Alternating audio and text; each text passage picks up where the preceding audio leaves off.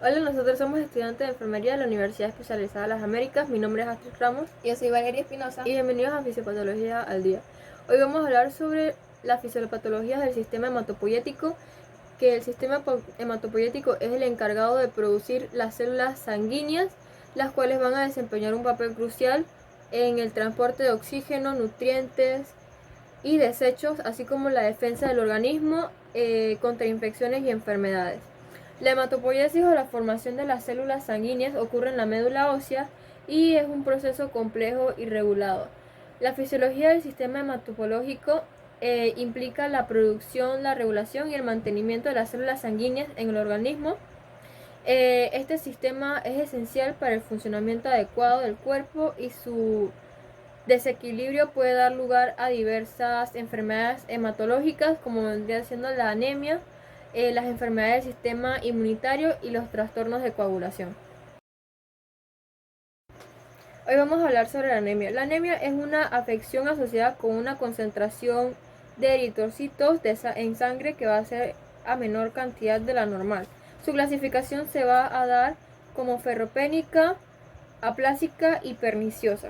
Las principales causas de esta enfermedad son ingestión inadecuada o absorción deficiente del hierro, fármacos, radiación o agentes tóxicos, deficiencia de vitamina B y predisposición genética.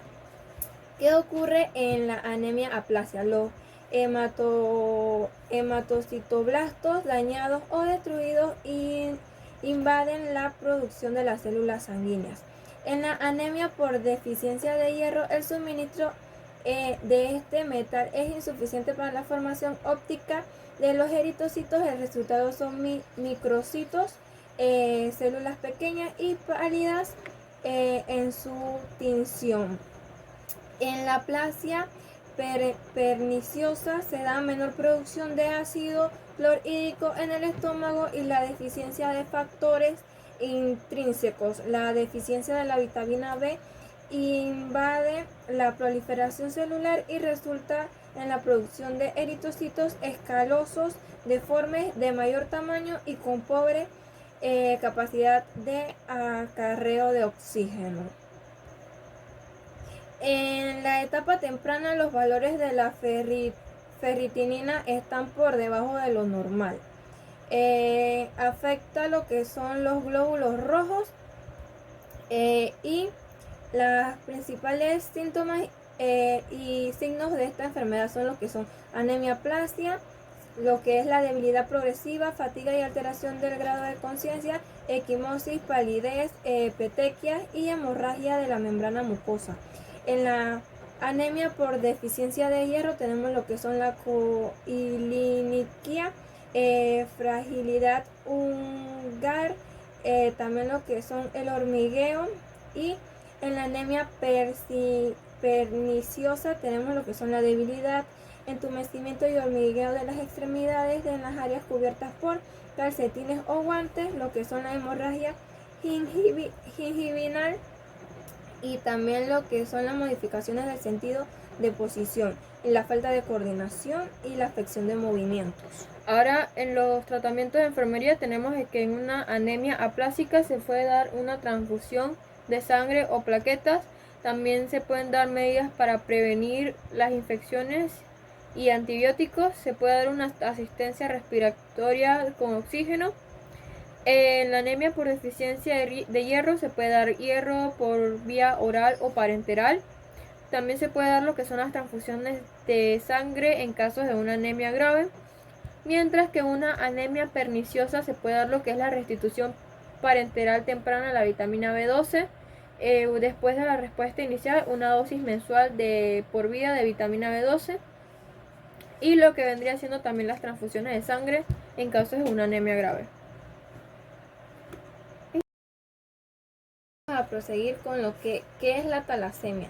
La talasemia son unos grupos de anemias hematológicas hereditarias que se caracterizan por la síntesis defectuosa de las cadenas polipépticas del compuesto proteico de la HB. También se alteran la síntesis de eritrocitos. Se clasifica en beta talasemia y alfa-talasemia. Dentro de las causas de la beta-talasemia tenemos que se da por la talasemia mayor o intermedia, herencia hemocigótica de un gen autosómico parcialmente dominante, y en la alfa-talasémica tenemos que es la presencia de lesiones en uno o más de 4 genes. ¿Qué ocurre en las talasemias? En la beta-talasemia lo que va a ocurrir es que se da una diferencia total o parcial de la producción de la cadena de polipeptídica beta, que deteriora la síntesis de la hemoglobina y da lugar a la producción continua de hemoglobina fetal, más allá del periodo neonatal. En la talasemia alfa se produce una cantidad muy reducida de cadenas de alfa-globina. Esta enfermedad se describe como una síntesis defectuosa de las cadenas polipeptídicas del componente proteínico de la hemoglobina. Los principales signos y síntomas de esta enfermedad. Tenemos la talasemia mayor, que al nacer no se presentan los síntomas. Los niños de 3 a 6 meses van a presentar lo que es palidez, escalofríos y piel amarillenta. Los de 6 a 12 meses van a presentar anemia grave, anomalías óseas y retraso en el crecimiento y complicaciones que ponen en riesgo la vida. También se van a encontrar lo que es esplenomegalia o hepanomegalia, rasgos faciales similares a los del síndrome de Down y engrosamiento de los huesos en la base de la nariz. En la talasemia intermedia lo que se presenta es algún grado de anemia, ictericia y esplenomegalia. También se puede dar lo que vendría siendo los signos de hemosiderosis, como la hemoptopsis, anemia ferropénica o hemoglibonemia. Mientras que en la talasemia menor tenemos que tampoco van a presentar síntomas, pero se va a ver una anemia leve con frecuencia pasada por alto, el síndrome de alfa-talasemia, y van desde asintomáticos hasta incompatibles con la vida. Entre los tratamientos de enfermería tenemos que se dan complementos de hierro, y también en la beta-talasemia mayor, esencialmente de sostén, va a requerir de un tratamiento oportuno con antibióticos apropiados para las infecciones. En la beta-talasemia intermedia y talasemia menor no hay un tratamiento en sí para esta enfermedad, mientras que en la alfa-talasemia se da la transfusión sanguínea y transfusión intrauterina para la hidropesia fetal. Ahora vamos a hablar sobre la policitemia vera. ¿Qué es la policitemia vera? La policitemia vera es un trastorno crónico caracterizado por lo que vendría siendo una masa aumentada de los eritrocitos, la eritrocitosis, los leucocitosis, trombocitosis y la concentración alta de la hemoglobina, también como su volumen plasmático normal o bajo. Entre sus causas principales se desconocen, pero probablemente esta está asociada a lo que vendría siendo un defecto clonal de los citoblastos. Casi todos los pacientes presentan una mutación en el gen JAK2 que se traduce en una señal alterada dentro de la vía de la sinasa de YAO. ¿Qué ocurre en la policitemia vera? Se da la reproducción inmadura celular rápida e incontrolada, causando proliferación o hiperplasia de todas las células de la membrana ósea. Una mayor masa eritrocítica causa que la sangre sea inusualmente viscosa y se inhibe el flujo sanguíneo a través de la microcirculación. El flujo sanguíneo disminuido y la trombocitosis preparan el escenario para la trombosis intravascular. Ahora lo que vendrían siendo los signos y síntomas específicos de esta enfermedad es que se va a una sensación de plenitud en la cabeza, mareos y cefalia. Se va a dar una cianosis rojiza pletora nasal. También se puede dar lo que vendría siendo la equimosis, un dolor torácico, una angina de pecho, calambres en las piernas al caminar, también conocida como claudicación intermitente. En los tratamientos y manejos de enfermería tenemos lo que es la flebotomía para disminuir la masa eritrocítica, la dosis baja de ácido acetilsalicílico y tratamiento de la mielosupresión con hidroxiurea o inhibidores de la sinasa de llano. Ahora vamos a hablar sobre la coagulación. ¿Qué es la coagulación? Es la aparición de complicaciones de enfermedades y circunstancias que aceleran la coagulación. Las causas principales de esta enfermedad se da por infecciones, septicemia, por microorganismos grama positivos como grama negativos, como los virus, hongos y protozoarios. También se da por complicaciones obstetricias como desprendimiento prematuro de la placenta, normoinserta, embolia de líquido amniótico, feto muerto o retenido. También se da por neoplasia, lo que son la leucemia, carcinoma metastático y en especial adenocarcinoma, y necrosis como quemaduras o traumatismos extensos. Otras causas también pueden ser por choques térmicos, estado de shock, mordedura de serpiente venenosa, cirrosis. Lo que ocurre en la coagulación es que la coagulación acelerada típica produce una activación generalizada de la protrombina y un exceso subsiguiente de la trombina.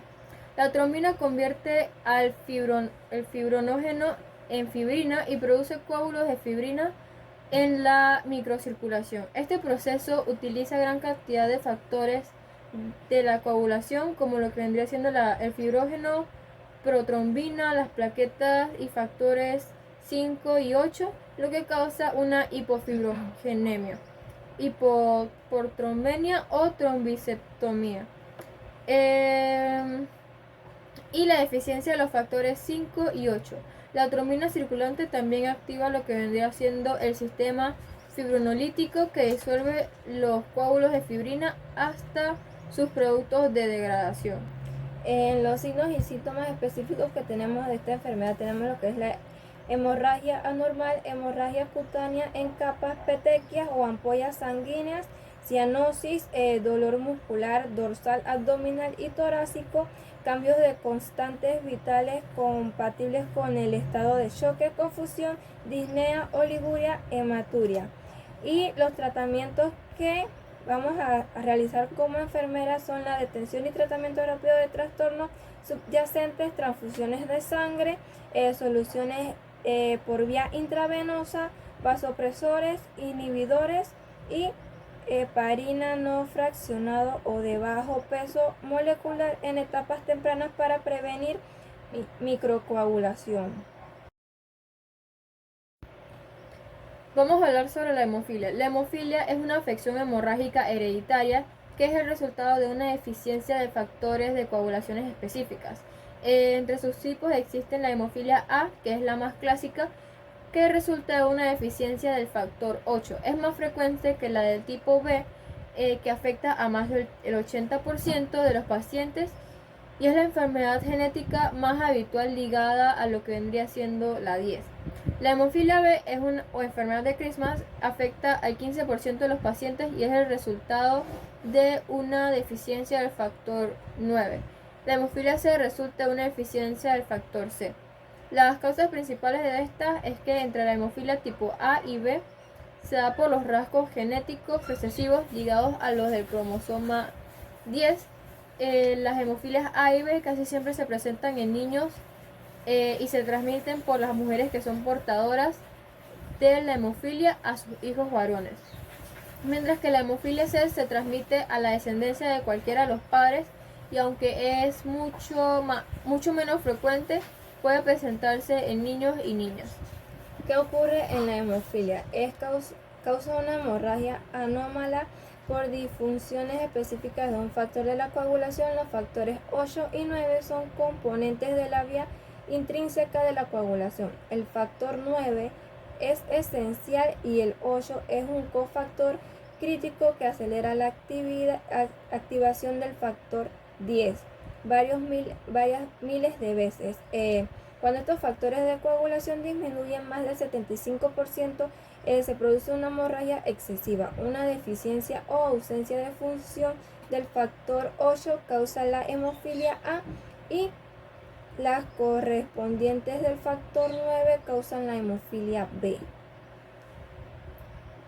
Los signos y síntomas de la hemofilia es que se da una hemorragia espontánea en la hemofilia grave, una hemorragia excesiva, continua o equimosis. Después de cirugías o traumatismos menores, se dan hematomas grandes subcutáneos e intramusculares profundos por un traumatismo leve. También se puede dar lo que es la hematuria, hematemesis o heces alquitranadas, una epistaxis sin una causa desconocida.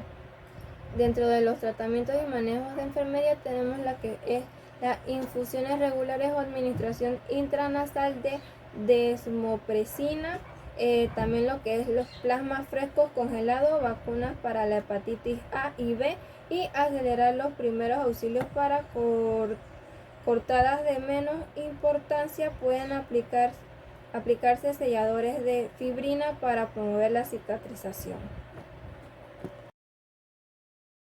La enfermedad de Hodgkin es una neoplasia caracterizada por el aumento del volumen indoloro y progresivo de los ganglios linfáticos, vasos y otros tejidos linfáticos como resultado de una proliferación de linfocitos, histocitos, eosinófilos y células gigantes de Reed-Sternberg. Sus principales causas se desconocen, sin embargo se sospecha que sea por alguna etiología vírica. El candidato principal es el virus de Epstein-Barr. Dentro de su fisiopatología tenemos que se caracteriza por la proliferación de un tumor en el que solo una pequeña porción de las células es maligna y la mayoría corresponde a linfocitos normales. Las células malignas características son con mucha probabilidad mutaciones de linfocitos T gigantes multinucleados. La infiltración de los ganglios linfáticos con eosinófilos y células plasmáticas que se asocian a una necrosis o una fibrosis. Dentro de los signos y síntomas específicos de la enfermedad tenemos que son edemas indolorosos, fiebre persistente, sudoración nocturna, fatiga, pérdida de peso, malestar genital, dolor de extremidades, irritación de nervios, ausencia del pulso debido al rápido crecimiento de los ganglios linfáticos.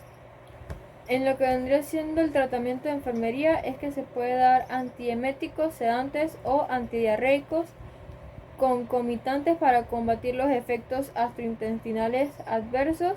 También se puede dar transfusiones autólogas externales de sangre periférica como alternativa al trasplante de lo que vendría siendo el autólogo de hemocitoblastos.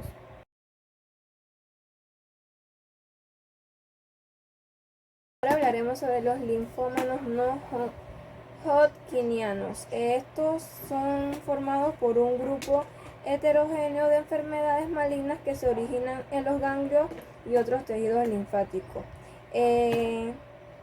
Las causas principales de esta enfermedad son que se desconoce exactamente, pero se da posiblemente por su etiología vírica, exposición a sustancias químicas tóxicas, exposición a la radiación, deficiencia o anomalías del sistema inmunitario. Lo que ocurre en los linfómanos de no hodgkinianos es que los linfocitos B y T pueden convertirse en células del linfómano y pueden surgir diferentes tipos de cada tipo de linfocitos dependiendo de qué tan maduros estaban cuando se hicieron cancerosos. Los linfómanos no hodgkinianos se clasificaron en fechas más recientes mediante un sistema que incluye las características microscópicas de la arquitectura y los patrones de infiltración de los tejidos, las características cromosómicas de las células y la presencia de proteínas específicas en su superficie. Los signos y síntomas específicos de esta enfermedad varían en función a la localización del cáncer, pero algunos signos y síntomas más frecuentes son el crecimiento indoloro gomoso de tejido linfático, generalmente en ganglios cervicales o supraclaviculares, la plenitud o edemas abdominales, dolor u opresión de tórax, fiebre, sudores nocturnos, pérdida de peso. Dentro de los tratamientos y manejos de enfermería que tenemos de esta enfermedad se da lo que es la radioterapia, principalmente en la etapa temprana y localización de la enfermedad, irrigación ganglionar total y quimioterapia con combinaciones de agentes antineoplásicos. ¿Qué es el mieloma múltiple? Es una neoplasia maligna diseminada de células plasmáticas medulares que infiltran el hueso y producen lesiones osteolíticas en el esqueleto, huesos planos, vértebras, cráneo, pelvis y costillas. Las causas principales de esta enfermedad se desconocen, pero están ligadas a las mutaciones del ADN que activan a los oncógenos y desactivan a los genes supresores. Los factores de riesgo predisponibles de esta enfermedad son: los hombres tienen una probabilidad ligeramente mayor, ya que presentan una edad de 65 años. ¿Qué ocurre en la mieloma múltiple? Cuando las células plasmáticas se tornan malignas, se produce la manera incontrolable de sintetizar muchas inmunoglobulinas anómalas. Durante este proceso se invaden la médula ósea y después la matriz ósea, lo que va a ocasionar lesiones osteolíticas. Entre los signos y síntomas de esto se puede dar lo que vendría siendo un dolor dorsal y costal intenso y constante, que aumenta con el ejercicio y puede empeorar durante la noche. También se da síntomas de artritis, dolorimiento en las articulaciones hipersensibles con edemas. También puede ser una fiebre y malestar general, y datos de osteoporosis difusa y fracturas patológicas. Dentro de los tratamientos y manejos de enfermería tenemos la quimioterapia para suprimir la proliferación de las células plasmáticas y aliviar el dolor, lo que es el tratamiento dirigido para promover la eliminación de las células de mieloma, las transfusiones de células hematopoyéticas autólogas, trasplantes de citoblastos autólogos, radiación local y plasmaféresis para eliminar proteínas de mieloma y reducir la viscosidad.